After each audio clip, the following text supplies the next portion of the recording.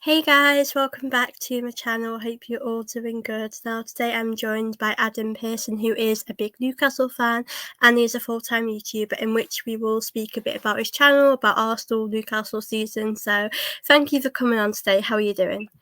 I'm doing okay, thank you, Sophie. Thank you for asking me to come on as well. It's an absolute pleasure to be on here, and it's going to be good to actually talk about not just Newcastle but Arsenal as well. Because honestly, the amount of times I got to talk about Newcastle at this point is unreal. So to talk about anything Yeah. else sometimes would be great. But now I've been okay. Spent all day down in Burnley yesterday. Good result for us. I'm absolutely knackered though. I got back in the house like 11:30 at night. I had to do a half marathon today, so I'm tired. I'll get through it, but. No, Yeah, you pretty caught, knackers. yeah, you caught me a bit of a busy time, but no, honestly, thank you for asking me to come on. It's actually a pleasure, and hopefully, things will go well for both of us towards the end of this season. It's quite tight at the minute. Yeah. Is it? I don't know about you, but I'm nervous watching these games. I've got to keep an eye on West Yeah, Ham, it's Chelsea, and Manchester United today. It's a lot of teams to keep an eye on. Obviously, you've got to keep an eye on City as well. yeah, it is a really tough time with the season at the moment because for Arsenal obviously it's really tough for us. It's just it gets exciting towards this end. So yeah, I'm really looking forward to speaking about that. But before we do speak about football, I wanted just to speak about your YouTube channel. As I said before, you do YouTube now. First of all, when you started YouTube, what kind of inspired you to make your own channel? Well, I mean, at first, I think I started making YouTube videos like actually around like 2014, which is, I mean, a long time ago. Yeah. Now, that at the time really, but basically, I went on the PlayStation 4 with my mate. So I met this guy that literally lives in Oxford. So we started speaking the first on the PlayStation. We got on quite well, and he had a YouTube channel at the time. So he's doing gaming videos. You just do comedy videos or whatever you want to call it. You just do all sorts. And eventually, he kind of asked me to do one. I was thinking, well, is that not my sort of thing? Like, would that be something I actually want to do? But eventually, basically convinced me to go on there. And I just went on there at first as a bit of a laugh, to be honest. I didn't take it seriously. Kind of made on there, just made God knows what. I wouldn't even watch any of the videos back now. I swear that I would never Yeah. watch any of them videos back. It would make me cringe just thinking about it. But now you've got to start somewhere. That was where I was 10 years ago. Basically, my mate on the PlayStation had a YouTube channel and he convinced me to start it. And that's where it began. I've always been a Newcastle United season ticket holder. I think I've had about 14 seasons now. So I just did it alongside that. It kind of gelled together. So logically, long term, it was kind of something I got into.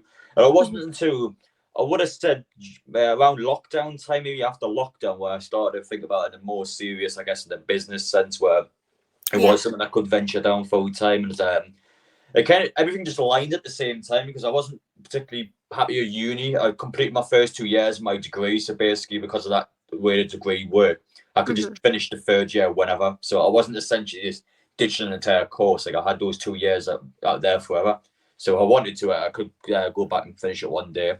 But at the time, basically, Newcastle's takeover happened around the same time. So I was waiting for almost an excuse where it is Yeah. potentially possible to do something full time in Newcastle, and then that moment came where it just shot out straight away. You know what? Screw it, we're gonna go and we're gonna see what happens. And it's been going well ever since. It's been a mental couple of years. I don't know how well you remember before the takeover, but it was tough at Newcastle. It was horrible. Yeah, it was. Had such Yeah. a depressing, negative squad. It was just. Oh, I mean, I could imagine whenever Arsenal played Newcastle, we would have just been sick of playing us because it would just be fight back, rubbish football. I hate watching us every week, so I can imagine any opposition team would just hate playing us as well because it was such a boring team back then. Yeah, I think, when you play Newcastle now, you kind of don't know what to get. It's not like an easy win as it used to be. Like, I think, like the Premier League as well, you can't really predict anymore, who you can win against. And I agree. I think, when you start off with YouTube, when you do your first video, it won't always be great. Like you say, you've got to start off somewhere. I remember my first one, I wouldn't ever do it like that again, but it's just how you start off, it's how you learn. And I think, obviously, when you start off, you never really think about doing YouTube as a job. You just do it because it's a bit of fun, it's a hobby, and I think it's great that you can turn it into your job as well. I think it's amazing that you've done that. Did you ever believe you could do it as a job? I know you said you started it off, with your mates and it was all like a bit of fun for you, but did you ever believe you could see it as a job one day for yourself? Well, I think for most YouTube channels, you always kind of have that dream or that Yeah. potential, just feeling in the back of your mind, I wish I could just do this, and that would be all I do. I never had like the realistic dream of doing it. It was always kind of a case that, you know what, if I've got the opportunity, we'll do it, and we'll see how a year, 2 years we're doing, and potentially if things aren't going well, we'll shoot back into it. But there's more of a chances to just to do it, and if it works, it works. If it doesn't work, it doesn't work. It was just that opportunity there, and I always personally feel like, well, if you have a chance to do something, you should do it, because you never know if you get the opportunity to do that again. So when the opportunity came for Newcastle's takeover happened, I was, my mind would just went to that point because it was such a big deal for us, and it was just a perfect opportunity for me to do something like that. I was pleased I did it, and so far I don't want to jinx it because you never get to anything in life. But now I've been happy how things are. I'm going to keep pushing with it, and we'll see how things happen over the next couple of years and see where we're at. Yeah, I think, you know, like a lot of people always do dream one day for it to be a job. So I think it's good how far YouTube has come. And I did want to speak about, you know, a few things now with your channel about, you know, some of your best moments, because I know, you know, when you do YouTube, you kind of don't expect to have the opportunities you might get given. But for you, like, what would you say some of your maybe proudest moments are since you've done YouTube? Ooh, that's an interesting one, actually. I always personally feel like it's, I guess, recognition. I know in your case, for example, with some of the people you interviewed in the channel, was obviously, it must have been a massive deal for you. But that sort of thing, I think, before you look into anything else straight away, just who watches your videos, just whenever you go out in the streets, for example, whenever you see someone in a pub or wherever it may be, and they go, "Oh, hang on, Adam," they straight away recognise, and they come up and have a It's chat. It's crazy. such a rewarding feeling. So probably that straight away. Then on top of that, well, with all due respect to anyone, but obviously celebrities, people that you see in TV or in real life, them recognising that, I think it was crazy. Or I think for me, the one that kind of shook me up the most was probably the first time Newcastle player recognised, because you think, well, you know, I'm making videos about this team.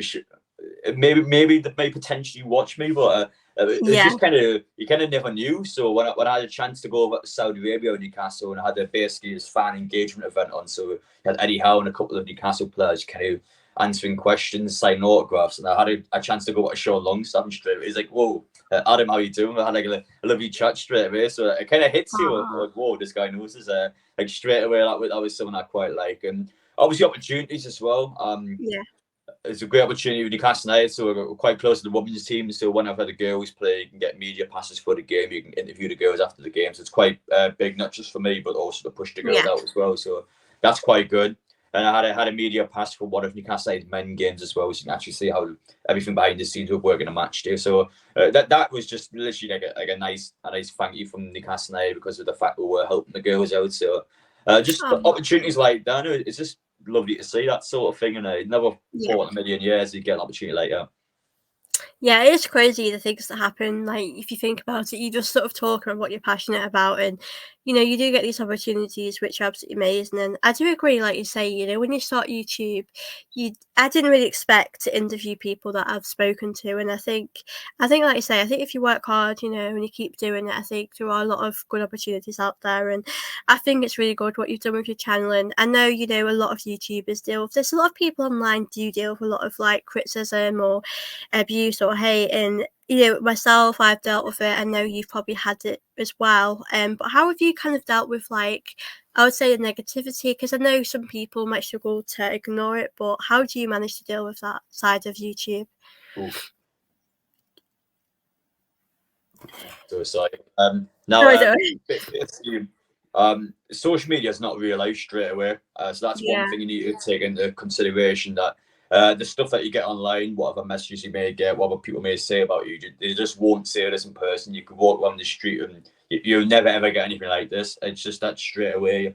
That's the easiest thing I would say for anyone that's on YouTube or any forms of social media. It's just not real life. I think people got to understand that. As for how do I deal with the online comments, straight away, if it's something like YouTube, Twitter, you just block and delete the comments. It's obviously, as long as you don't, I think probably the worst thing you can do is to respond to it, because if you respond to it and all of a sudden you give this guy ammunition, then he's just going to keep coming at you, and you're going to encourage more people then to get involved. So it's always important to leave it. Obviously, if someone said something like that's quite bad, and potentially take it further, but other than that, like any abusive comment, I'll just block it straight away. I don't take any notice of it, and I feel like as well in a bit of a sad way of putting it, I think once you've had quite a lot of it in YouTube, you kind of used to it, so it doesn't really affect you anymore. I think I remember all those years ago now. I think the first time you get it, it hits you quite a lot because you're like, whoa, Yeah, hard, why yeah. is this person saying this about me? But now you get used to it eventually, and then you just block and report straight away. But I'll say it again because I think it is quite important. Social media is not real life. You just will not get this in person. Yeah, I think like you say, when you put yourself out there, you do have to expect people won't like what you do. People will love it, people won't. It's like everyone likes different things. And I do think, it is part of YouTube, and I think everyone deals with it differently, but I think it can be hard to deal with at first, but I think like you say, when you get used to it, you kind of numb to it, like it doesn't really bother you anymore because you've heard it quite a lot of times or you've seen it a lot. I think that's probably the way to do, and I completely get that. I think when you've had it so much, you find a way to block it out. And I think, if you are people that are watching this that want to do YouTube or that are doing YouTube, I think you just got to ignore it and just see the positives, because there will be lots of nice comments, but sometimes as humans we can always just see the negatives. So I think it's good to kind of look at the positives of it. And I did want to touch on Newcastle this season, because last season obviously you got top four, and I thought I feel like you overachieved last season. I think top four was obviously incredible for you guys, but this season, you have slipped a little bit because of injuries and things that have happened. But you got top four last season, which was amazing, and this season's a little bit different. But how are you feeling a bit about the season so far? Well, first off, I would agree. I think Newcastle did overachieve last season at the time. Even this season now, we've seen it with the amount of injuries that we have. We just don't have a big enough squad to compete in the Champions League. So I think we deserved to get into the top four. Don't get me wrong. Yeah, There were some other factors as well. You wouldn't have ever expected Liverpool to draw at the top four. I think that was quite a big reason why we didn't end up going in there, the fact that they were so bad. So you wouldn't have expected them to drop out. But, other than that, Newcastle, I thought, deserved to be in there. And the problem this season, then we found out, is the fact that one, a lot of our players, some of them probably have overachieved in all honesty. Two, the amount of injuries that we had, because we've got to compete in these extra games now. We just do not have a big enough squad to deal with it. We just don't have a big enough squad to handle it. So I was going into this season ahead about December time, out the Champions League. We just lost the Carabao Cup in Chelsea in a horrible, horrible way to go out. And then you look at the league and Newcastle around mid-tier, you're thinking, oh, well, it is what it is. We've had a bad season here. We're not going to do anything else. But now Newcastle will pull it back. I think the last couple of months have been so much better. They started getting some players back now. They've got a bit of form in there. They're actually scoring the goals that we want to score in these big games. And it still depends. Obviously, even today, for example, I've got to keep an eye on Chelsea, West Ham, and I've got to watch Man U tomorrow. That's three different teams I've got to constantly keep an eye on to make sure that they don't overtake us. But I personally think Newcastle will get at least Conference League. I think we will get top 7. And if you tell me at the start of the season, well, we give it a good run in the Champions League against an incredible group stage. We'll beat Sunderland away. We'll beat likes of Man U away. Obviously, pick up some big wins against City in the Carabao Cup, obviously beating like Arsenal in the league, and I'm actually having all these games individually happen this season, and you get Conference League.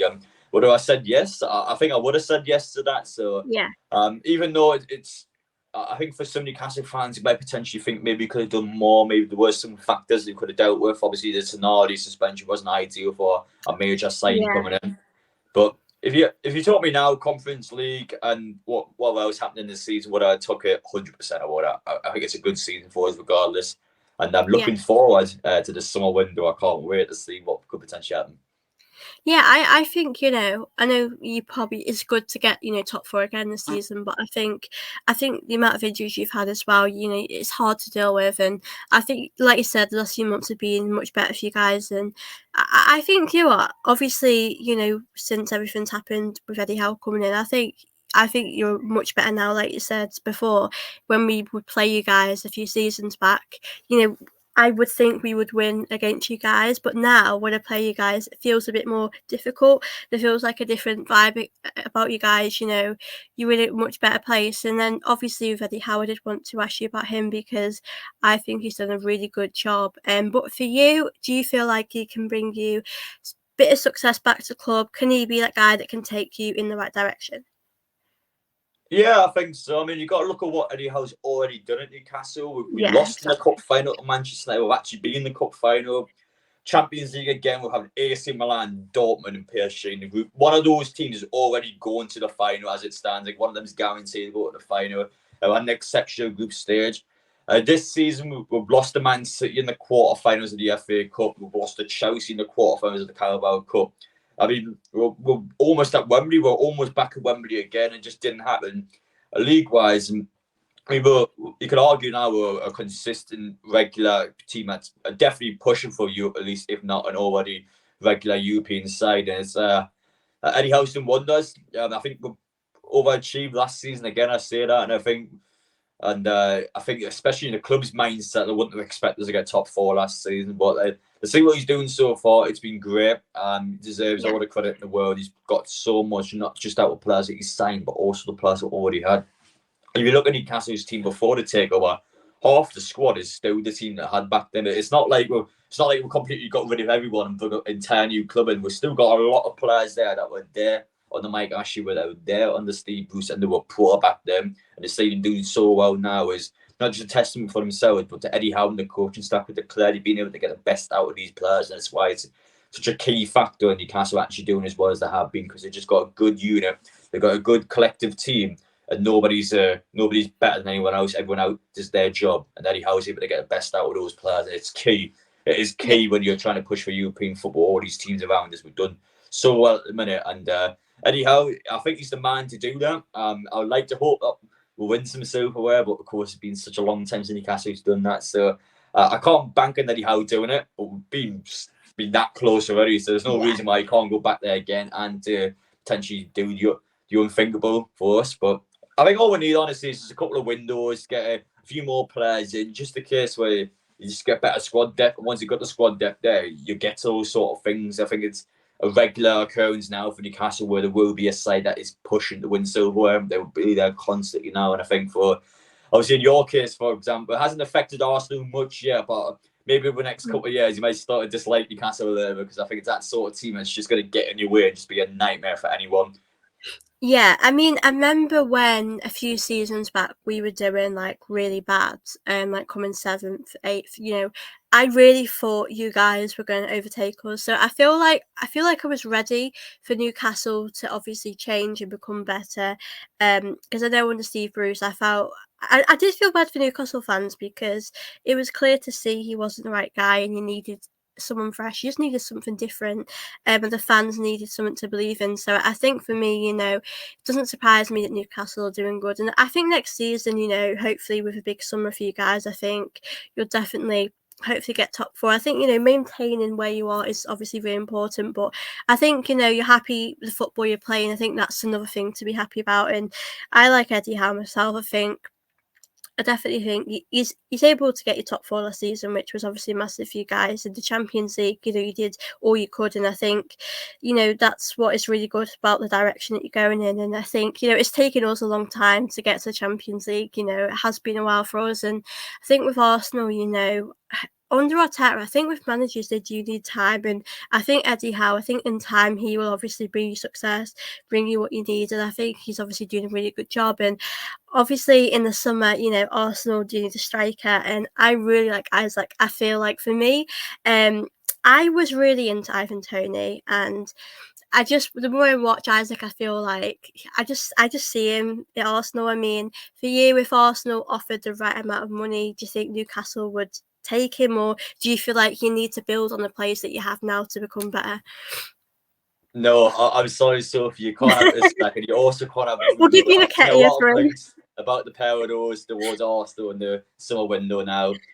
Bruno's a bit of a different story because of his release clause, but even then, it still doesn't benefit Yeah, Arsenal. I'll explain why in a moment. But we're talking about Isak first. Obviously, he got 20 goals this season already. He's a top level striker. Now, the issue with Newcastle being is that if we were to sell him to Arsenal, who do we replace him with? He's not yeah, that's the replaceable. problem. And there's a reason why Arsenal's looking at Isak, because there's not many of our players out there that you can sign. I know he gets compared to Henry, he gets all these Oh, I mental know, you see it all the comparisons, but time. uh, yeah, I mean, to be fair, the way both of them play, the way they both act, it is quite similar. Like, I can understand why people would say that comparison, but now He's still not quite of a level like Henry. Henry was just, probably the best player that ever played in the Premier League, ridiculous standard. But if Newcastle were offered, honestly, realistically, I don't even know what the club would accept for his set, because they're absolutely 100% nailed down with keeping his set. They've got no intention of selling them. I generally think Arsenal could throw 150 million at, but Newcastle would refuse. They would not accept the money at all. I can't see Newcastle selling this set, because we can't place it with anyone. And secondly, he's our key asset. If you start selling your key assets, you've got to build up from the ground zero. He's a player that seems to be happy to stay here. He doesn't give me the impression that he wants to potentially move to Arsenal. He seems to be someone that is quite pleased where he is. Bruno's a bit of a different story, because he does have a release clause in his contract where anyone that puts 100 million euros into him has that release clause. However, I believe it's actually expires at the end of June, so it's only for the first month of the window where it's least likely for teams to actually spend that money. And secondly, as far as I'm aware, only teams outside the UK can activate the release clause. English teams can't do it, if I'm correct in saying that. So, again, with Bruno, if he was to leave Newcastle, I just don't think he would go to Arsenal. It will either be City or be a PSG or Madrid. I just don't think he'll go to Arsenal, to be honest. Maybe if you throw loads of money at him and you obviously give him all the luxuries that he wants to play, you could potentially get him in. But I don't see getting either of them in the summer. I think Newcastle will keep both. It still does depend on European football. We've got to make sure we've got at least the Conference League, because I think that's big for keeping your top players. But to be honest, I don't think Arsenal get either of them. Besides the Bursty bubble there, I just don't think it's going to happen. The thing is, as well, I know we spent 100 on Declan Rice. Obviously, now he's been worth it. It does depend how much we would pay as well. I'm pretty sure Ivan Toney was like 100 million. And obviously, for me, I think he's a great player. He would definitely improve us, but I wouldn't really look at him and think he's a 100 million player.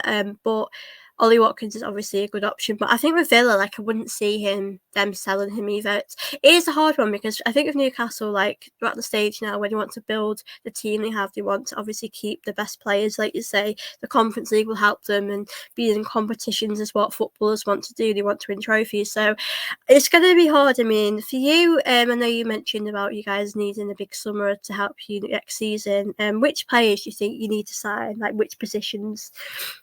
Well, Newcastle, I've got a few we need to target. We've got a bit of a goalkeeper crisis, I would argue, in the summer, because currently Nick Pope just came back, which Brad was our number one before Nick Pope came back. And I think he wants to leave the club. Karius, our third choice, is already going to leave the club. So I personally think those two will go. So you've definitely got to at least bring one goalkeeper in. On top of that, we're going to need backup for this. I think Callum Wilson is someone that's injury prone. I think he's unreliable. He's someone that is needing to stay fit. He just can't do it. I love the guy who just can't stay fit. So that's a massive issue for us. I would argue that I think we need a right side winger. I think we need someone there that can bag numbers. We've got Almiron and Murphy currently. We just don't score that many goals. We need someone in there that's going to score on a consistent basis. We've seen what Anthony Gordon, the left hand, so you can score on big occasions. You can turn up in these matches. We haven't got a player on the right, so I think we definitely need that. We've got a bit of a centre-back issue as well, because we've got two who could potentially sell. As much as I don't want to say it, I think your former player, Joe Willock, is potentially one I couldn't see leaving. He's only had one full 90 this season. He's so unfit. I feel so bad for the guy. He's picked up so many injuries. Yeah, it's a weird one. When we sold him to you guys, I actually wanted to keep him, and then I realised the money situation, when it works out, because we got a bit of money for him, and it was sad because I know he loved Arsenal. But I think when he went on loan to you guys, I think the connection that he had with your fans were absolutely amazing. But it's a shame that he's not fit this season as well. It's a bit of a difficult one, really. Yeah, it's a tricky one, because he's got quite a lot of value as a player. Of course, he's English, he's still young, he's a good midfielder, and on the FFP, Newcastle need to sell. But the problem is that basically the players that we want to sell don't sell for much, so we haven't got many saleable assets. So someone like Joe Willock, he doesn't start Newcastle's best midfield, because once he gets Nardi back, he'll go in with Bruno and Joe Linton. So with Willock, you got a potential maybe 25 to 30 million pound player just sitting on your bench who is not getting regular football, and his point of view probably wants first team football anyway. So if you've got the option there to sell him, it's not just getting that 30 million pounds, it's what you're actually allowed to spend that and extra because of how profits work. So Newcastle would have a lot of money to spend off him. And I personally feel like on the FFP, we've got to sell a couple of decent players to make good money, and he's one that I would honestly sell if we've got anything above 25 to 30 million for him. It's still tricky, but I personally would sell him. I think you could get a bit of him. It's obviously hard because I know with Arsenal we've got quite a few injury players. Like I know Jesus was linked, to maybe leaving Arsenal. And you think, if these players are injured, will you get a lot of money for them? Because I know for us, I think Arsenal, obviously we've been good this season, but I think Man City will get better next season, Liverpool will get better, and I know you guys will, and I'm sure United and the other teams will as well. But I think for us, I think there are players we probably need to move on. But I think I've noticed, like I've said this, Zinchenko possibly could be someone we move on. It's obviously hard. The left back position is obviously a difficult one for us. I think, though, in my mind, I think buying a striker will definitely elevate this team. I think the goalkeeper situation was weird with Ramsdale because I do expect him to go, but I do wonder what sort of team Ramsdale would go to. Like, would he stay in the Premier League? Would he go away? I mean, what do you make of the Ramsdale situation? Because I think for me last season, if you had told me this season he won't be playing barely any football, like I wouldn't have believed that. It's just crazy how obviously it's changed. And don't get me wrong, Raya I do like, he's done a great job, but I just never would have expected Ramsdale not to be part of this team anymore. It's tricky what he's doing because there's been quite a lot going on with him. I mean, it doesn't help these situations as well. His dad's been quite public on social media about Ramsdale not playing. I think that hasn't helped his case. My thoughts on him as a goalkeeper, I do like him quite a bit. It's a tricky one because I can imagine his frustration. I know, for example, if anybody watched the Tottenham game last week, he sees Real making a mistake like that for the first Tottenham goal, and he's thinking, well, actually, what have I got to do against this team? I can imagine he's quite a frustrated player. Now, the issue with Ramsdale being is that Arsenal's going to want a lot of money for him. And Ramsdale is only going to go to a club basically that's going to start him. Let's say Newcastle want him, for example. We've got Nick Pope as our first choice goalkeeper. So I don't think Ramsdale will want to come to Newcastle because he's not going to settle for being anything less than number one. So you've got to look at a team that actually needs a first choice goalkeeper that is better than what they have, which Ramsdale is a good goalkeeper, but it will be quite hard and quite. It will be only a couple of clubs I think out there that could actually realistically probably have a situation like that where Ramsdale needs to come in. Arsenal also don't want to benefit any teams in the Premier League. Let's say Man U, for example, want to buy Ramsdale. Arsenal are never ever going to sell to Man U. Why would they want to help Man U out? They're just not going to do that. So you got to basically sell him outside the Premier League. So a team abroad is going to want him.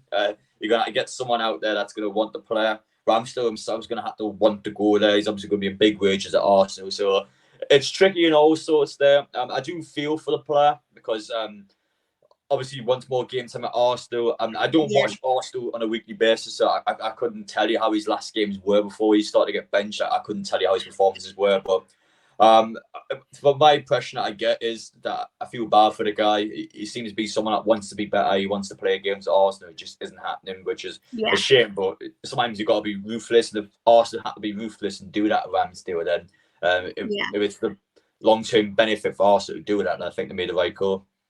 Yeah, I think, this season, obviously, I know Raya's done really well and he's kept a lot more clean sheets. I do think defensively, obviously, we have a really good defence, but I do think Raya has improved us, and it's hard really because you never know what the season would have been like if Ramsdale was here. But I think they're both just very different, and I think, I think we've, as Arsenal fans, we probably know we will be selling Ramsdale, and I think, hopefully we can get a bit of money for him. But I think wherever he goes, I think he deserves to be the number one. I mean, for England one day, it'd be good to see him as a number one, maybe possibly, if that ever does happen. So, and I did want to end this by asking you about the title race because obviously, as you mentioned before, it's this time of the season where it's getting exciting. It's a very tough time to end the season, and obviously Man City are just on fire. They just can't stop scoring. They're just in really good form, and Arsenal obviously is still doing really well. We're still kind of, I feel like for me, I look at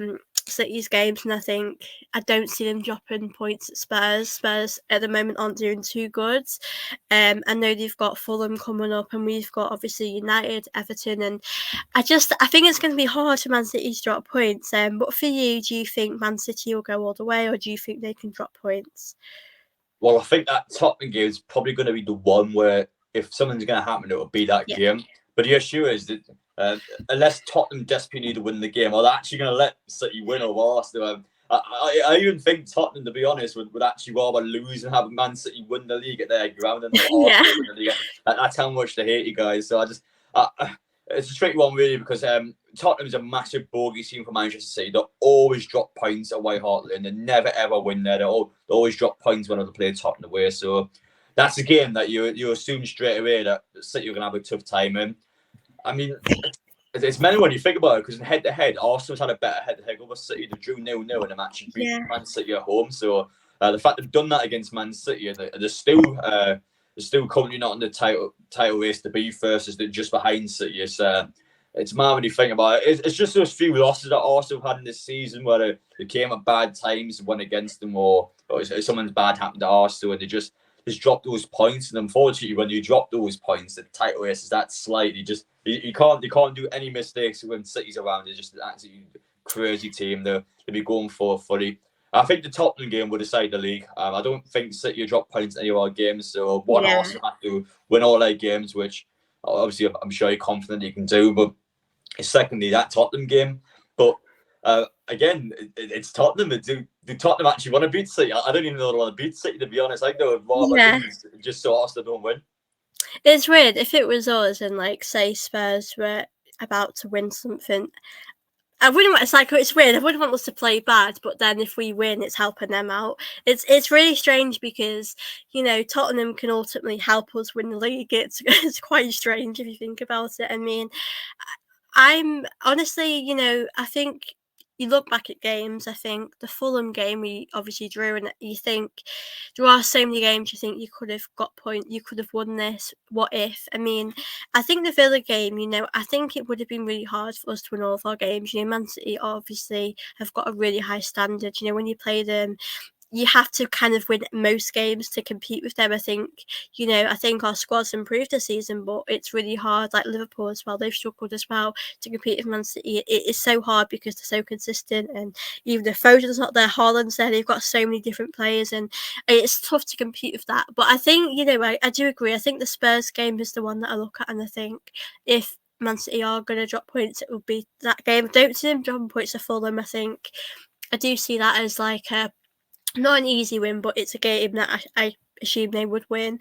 But yeah, I think, you know, if we don't win the league, I think it will still be a good season. But it's a bit kind of frustrating that we'll get so far, and it'd be hard if it's only like 2 points behind them. But I think it is hard competing with Man City because they're just, you know, ridiculous to play against, and we have done good against them this season. Actually, I think we've got like 4 points, so I can't really complain. But yeah, the title race is definitely heating up, and I hope you guys can get the Conference League, because I think for you guys it would be great to obviously win a trophy. I think, you know, you're coming a long way with Eddie Howe, and I think you're doing a great job. But it's been really good to have you on today. I've really enjoyed chatting with you.